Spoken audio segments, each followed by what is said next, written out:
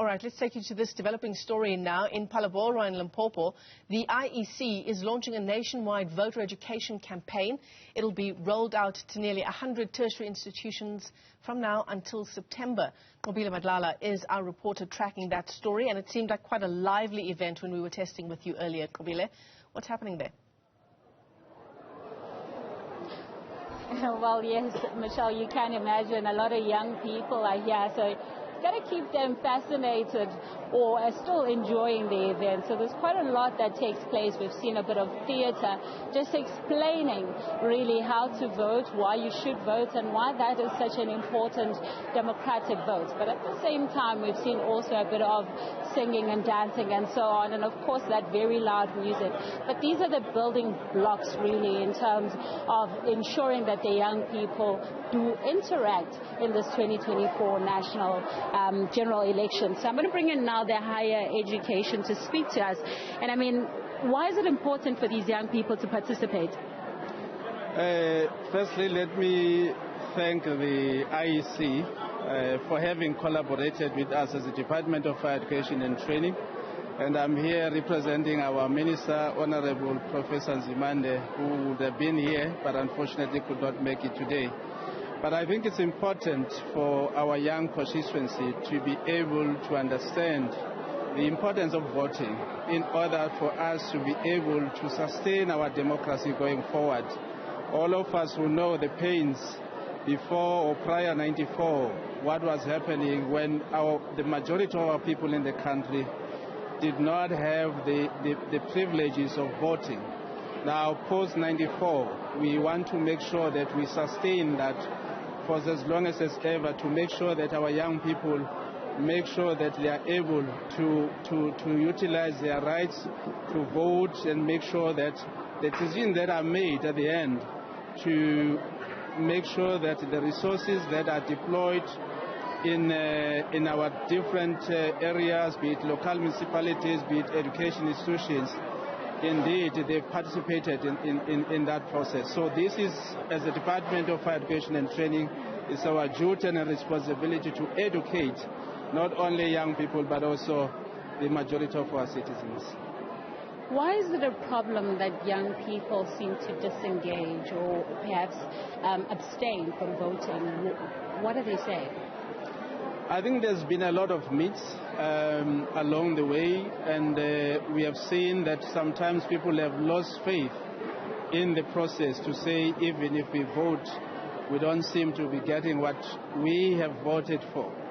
But I think for some of us who were born and had the privilege of casting that very first vote in 1994 on the 27th of April, it meant so much. And I think that has not really changed that much to say, let's continue to make sure that the decisions that are made by those that we have elected indeed favor us. So most of young people, they feel that sometimes even if they voted, they still don't get what they want. This is now part of the exercise that we are now introducing as part of our education system to say, let's educate our young people on about our democracy and also for their rights. As we speak, as the Department of Education and Training, through our entity that is called Higher Health, we've been able to develop a program that is at NQF Level 5 on civic education, to teach them about being responsible citizens, but also taking responsibility of the decisions that are made by those that we have elected through the democratic process. And of course, this is becoming very important. What else can we expect from the higher education in just ensuring that these young people do participate? Well, you do know that we have about 26 universities.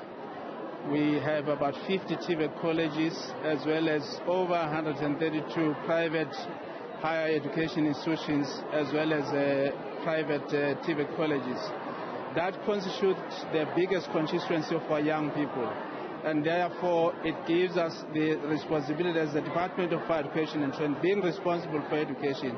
And I must say, the Department of Higher Education and Training is not only responsible for those that have passed matric, but we are also responsible for those that did not do well. That's why we have what is called community education colleges that are able to take and give them options We also have sitters. All of those constitute the very young constituency of our democracy. So it's therefore our responsibility as the department to make sure that we are sustain and protect our democracy through the education that we are providing to our young people. And I think we're excited being here in the hottest part of the country in Limpopo at Mopani TVET College. But we can see that young people are still here, are still excited.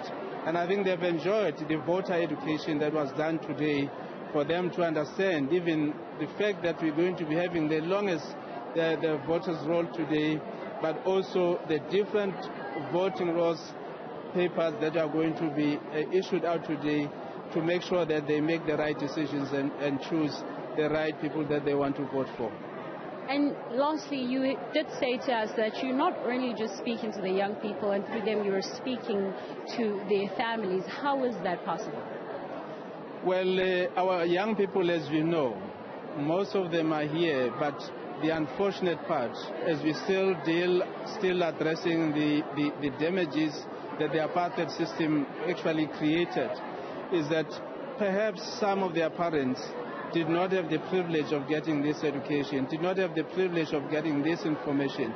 So as we are here, we believe that they are going to go home and be able to cascade the information and make sure that they share this information even with other young people that are perhaps outside of this education system that we refer to them as needs, but they are out there, they need this information, but more particularly they are parents that do not have the privilege of understanding how the system works. And we believe that these young people are the ones that are going to go out there and spread the word, and also about the importance of voting in ensuring that we sustain our democracy moving forward.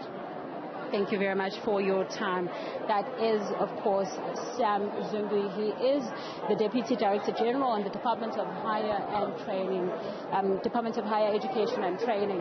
And of course, he is one of those people that have been speaking to these young people that are listening in terms of understanding what really goes into ensuring that you vote, what that stands for and what it means for them. They have been encouraged, of course, to vote and also to take that knowledge back at home.